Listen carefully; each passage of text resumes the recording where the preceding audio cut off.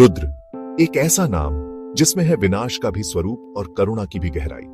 महादेव का यह रूप रहस्यमय भी है और भयावह भी, पर साथ ही करुणामय और जीवनदायी भी। आज हम आपको बताएंगे क्यों भगवान शिव को रुद्र कहा गया और उनके इस स्वरूप में छुपा है क्रोध और करुणा का अद्भुत संतुलन। महादेव के सहस्त्रों नाम हैं और हर नाम अपने आप में एक पूरा ब्रह्मांड समेटे हुए है। ये केवल शब्द नहीं बल्कि उनकी अनंत शक्तियों, लीलाओं और स्वरूपों का सार है। इन्हीं नामों में से एक जो सबसे प्राचीन और सबसे रहस्यमयी है वह है रुद्र। एक ऐसा नाम जिसे सुनकर मन में भय भी जागता है और भक्ति भी। तो चलिए इस विरोधाभास को समझते हैं और रुद्र के वास्तविक अर्थ की गहराइयों में उतरते हैं। वेदों में, विशेषकर ऋग्वेद में, शिव का सबसे प्राचीन उल्लेख रुद्र नाम से ही होता है। वैदिक काल में रुद्र एक शक्तिशाली देवता थे जिन्हें तूफान, हवा और प्रकृति की प्रचंड शक्तियों से जोड़ा जाता था। लोग उनके क्रोध से बचने और उनकी कृपा पाने के लिए प्रार्थना करते थे। यजुर्वेद का श्री रुद्रम चमकम स्तोत्र इसका सबसे सुंदर उदाहरण है, जहां एक ओर उनके भयंकर रूप को नमन किया गया है तो दूसरी ओर उनके शांत और कल्याणकारी स्वरूप की वंदना की गई है। यह दिखाता है कि हजारों साल पहले भी हमारे ऋषि मुनि उनके इस दोहरे स्वभाव को जानते और पूजते थे। रुद्र शब्द का अर्थ है जो रुलाए भी और जो बचाए भी, लेकिन इसका रहस्य संस्कृत की जड़ों में और भी गहरा है। एक व्याख्या के अनुसार रुद्र शब्द रुद्ध धातु से बना है, जिसका एक अर्थ है रोना या रुलाना। इस रूप में रुद्र दुष्टों और पापियों को उनके कर्मों का फल देकर रुलाते हैं। वे ब्रह्मांडीय व्यवस्था को तोड़ने वालों के लिए भय का प्रतीक है। परंतु एक और सुंदर व्याख्या है। रुद्र का अर्थ है दुख और द्र का अर्थ है दूर करने वाला। इस प्रकार रुद्र वो हैं जो हमारे जीवन के सभी दुखों, कष्टों और पीड़ाओं को जड़ से समाप्त कर देते हैं। वो दुखहर्ता है। यह नाम दो मुख्य स्वरूपों में प्रकट होता है। पहला है क्रोध रूपी रुद्र। यह रुद्र का वो स्वरूप है जो पापियों का संहार करता है, लेकिन उनका क्रोध व्यक्तिगत नहीं बल्कि ब्रह्मांडीय संतुलन के लिए है। जब त्रिपुरासुर नामक असुर ने 3 अजेय नगर बनाकर देवताओं और मनुष्यों पर अत्याचार किया, तब सभी ने शिव से प्रार्थना की। तब शिव ने रुद्र रूप धारण कर एक ही बाण से उन तीनों नगरों का विध्वंस कर दिया। उनका यह संहार सृजन के लिए आवश्यक था, ठीक वैसे ही जैसे एक तूफान जंगल को साफ करके नए जीवन के लिए जगह बनाता है। और दूसरा स्वरूप है करुणा रूपी रुद्र। यह वो रुद्र है जो भक्तों के आंसू पोंछ देते हैं, जो आशुतोष है यानी छोटी सी भक्ति से भी प्रसन्न हो जाते हैं, जो भोलेनाथ हैं और अपने भक्तों की रक्षा के लिए किसी भी सीमा तक जा सकते हैं। इसका सबसे बड़ा प्रमाण है मार्कंडेय ऋषि की कथा। जब यमराज मार्कंडेय के प्राण लेने आए तो बालक मार्कंडेय ने शिवलिंग को गले लगा लिया।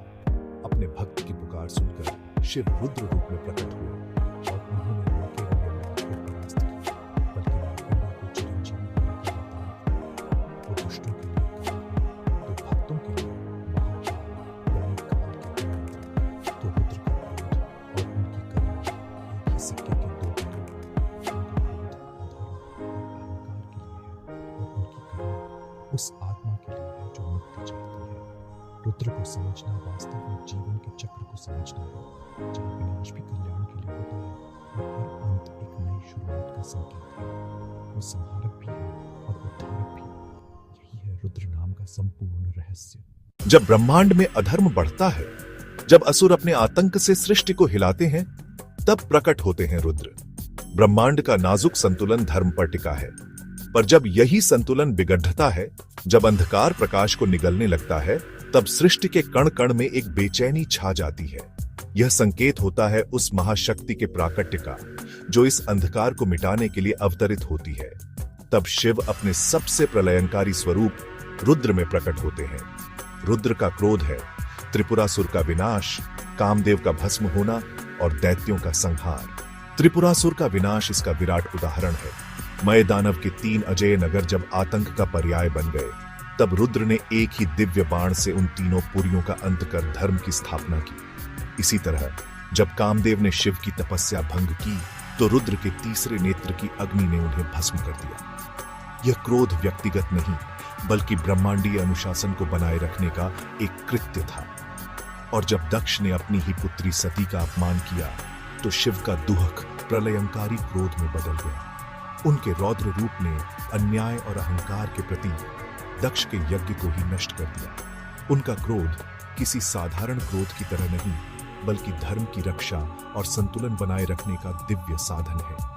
यह मानवीय भावनाओं से परे है। यह अहंकार या निराशा से नहीं उपजता, बल्कि एक लौकिक आवश्यकता है। जैसे एक वैद्य विषैले अंग को काटकर शरीर को बचाता है, वैसे ही रुद्र अधर्म का नाश कर सृष्टि को बचाते हैं। यह विनाश सृजन के एक नए चक्र की शुरुआत है। यह वो पवित्र अग्नि है जो अशुद्धियों को जलाकर सृष्टि को पुनः निर्मल कर देती है। यही कारण है कि उनका तीसरा नेत्र खुलते ही संपूर्ण ब्रह्मांड कांप उठता है। शिव का तीसरा नेत्र ज्ञान चक्षु, परम ज्ञान और विवेक का केंद्र है। जब यह खुलता है तो इससे निकलने वाली ऊर्जा समय और स्थान से परे होती है। यह ऊर्जा अज्ञान और अहंकार को जलाकर राख कर देती है। इसीलिए जब रुद्र का तीसरा नेत्र खुलता है तो ब्रह्मांड कांप उठता है, क्योंकि यह महाप्रलय और एक नए युग के आरंभ का संकेत होता है। लेकिन रुद्र केवल संहारक नहीं, वे करुणा के सागर भी है। यह विरोधाभास ही उनके स्वरूप का सार है। उनका क्रोध, उनका तांडव सृष्टि के अंत का प्रतीक लग सकता है, पर वास्तव में यह एक गहरी करुणा का ही रूप है। वे पुरानी, जर्जर और पीड़ादायक हर चीज का संहार करते हैं, ताकि नवीनता और जीवन के लिए स्थान बन सके। उनका संहार एक सर्जन की तैयारी है। उनका प्रलय एक नए युग का मंगलाचरण है। यह वो दिव्य करुणा है जो मोह के बंधनों को काटकर आत्मा को मुक्त करती है। और जब कोई भक्त सांसारिक दुखों से घिरकर सच्चे और निश्चल मन से उन्हें पुकारता है, तो रुद्र का वही प्रलयंकारी रूप पिघलकर शांत, सौम्य शिव शंकर में बदल जाता है। वे भक्त के आंसू पोंछने वाले पिता बन जाते हैं।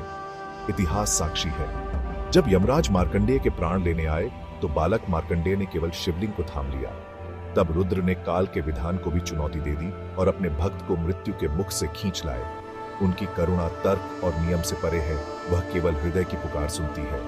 उनकी करुणा का सबसे विराट प्रमाण हमें समुद्र मंथन की कथा में मिलता है। जब देवता और असुर अमृत की चाह में सागर को मथ रहे थे, तब अमृत से पहले ब्रह्मांड का सबसे घातक विष हलाहल बाहर आ गया। उसकी ज्वालाओं से तीनों लोक जलने लगे, जीव जंतु तड़पने लगे। सृष्टि के विनाश का संकट सामने था। बड़े बड़े देवताओं ने भी उस विष को ग्रहण करने का साहस नहीं किया, क्योंकि उसकी एक बूंद भी किसी को भी भस्म करने के लिए पर्याप्त थी। चारों ओर जब केवल भय और निराशा का अंधकार था, तब महादेव ने अपनी आंखें खोली। उन्होंने सृष्टि को बचाने के लिए उस संपूर्ण विष को अपने हाथों में उठा लिया, यह जानते हुए कि यह विष उनके भीतर जाकर भी प्रलय मचा सकता है। उन्होंने लोक कल्याण के लिए उसे पी लिया। माता पार्वती ने उनकी चिंता में तुरंत उनका कंठ पकड़ लिया, ताकि विष उनके शरीर में न उतरे। तब से वह विष उनके कंठ में ही ठहर गया और वे नीलकंठ कहलाए। उन्होंने संसार का सारा दर्द, सारी नकारात्मकता अपने गले में धारण कर ली, ताकि बाकी सृष्टि अमृत का आनंद ले सके। यही असली करुणा जो ब्रह्मांड के विष को पी सकती है, रुद्र को भोलेनाथ बना देती है।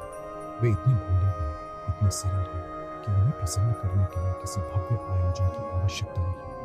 जो देव पूर्ण ब्रह्मांड का भाव को धारण कर सकते हैं, वे भक्त के हाथ से चढ़ाए हुए मात्र एक लोटे जल से प्रसन्न हो जाते हैं। उन्हें स्वर्ण आभूषण नहीं, बेलपत्र की सादगी भाती है। वे भक्त का वैभव नहीं, उसका भाव देखते हैं। यही कारण है कि वे देवों के देव महादेव भी हैं और अवघड़, फकीरों और सबसे निर्धन व्यक्ति के ईश्वर भी। उनकी करुणा सबके लिए समान और सहज उपलब्ध है। रुद्र हमें यह सिखाते हैं कि जीवन में क्रोध और करुणा दोनों का संतुलन जरूरी है।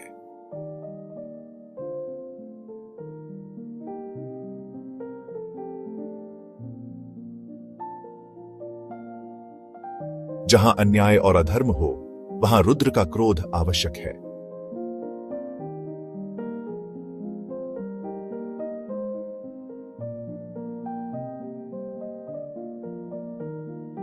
लेकिन जहां दुख और पीड़ा हो, वहां रुद्र की करुणा ही सच्चा धर्म है।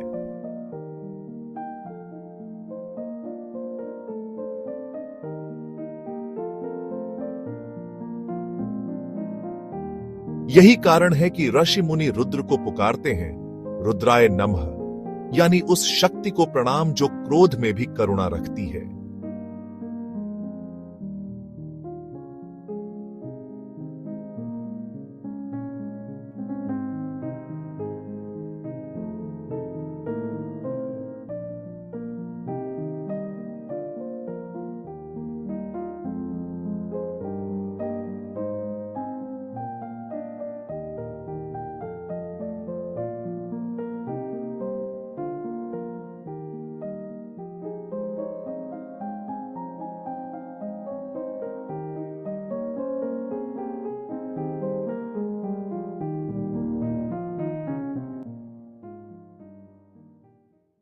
तो मित्रों, रुद्र कोई अलग देवता नहीं, वे स्वयं महादेव का वह अद्वितीय रूप है जिसमें छुपा है क्रोध का भी भयंकर महासागर और करुणा का भी अमृत सागर। रुद्र हमें यह सिखाते हैं, संहार भी जरूरी है और संरक्षण भी। यही है रुद्र का अद्भुत रहस्य, यही है रुद्र का दिव्य रूप।